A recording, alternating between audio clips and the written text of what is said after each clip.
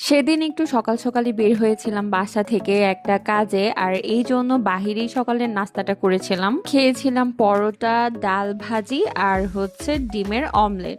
খাওয়া দাওয়া শেষ করার পর চলে গিয়েছিলাম একটু শপিং করতে। তো শপিং এর জন্যই মূলত বের হয়েছিলাম।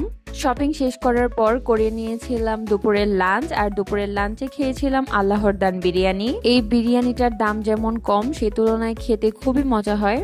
পার্সোনালি আমার খেতে খুবই ভালো লাগে এই বিরিয়ানিটা। যাই হোক, লাঞ্চ শেষ করে বাসায় চলে এসেছিলাম, তারপর একটু রেস্ট করলাম। আর ঘুম থেকে উঠে রাতে ডিনারে দেখি বাসায় রান্না করা হয়েছিল পোলাও আর ঝাল ঝাল করে চিকেন ভুনা।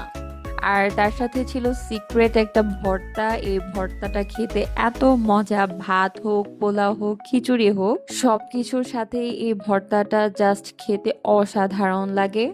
তারপর একটু চিকেন দিয়েও খেয়ে নিয়েছিলাম, চিকেনটাও জাস্ট অসাধারণ হয়েছিল খেতে। তো আজকের জন্য এতটুকুই, দেখা হবে আবার নতুন কোনো ভিডিওতে। আল্লাহ হাফিজ।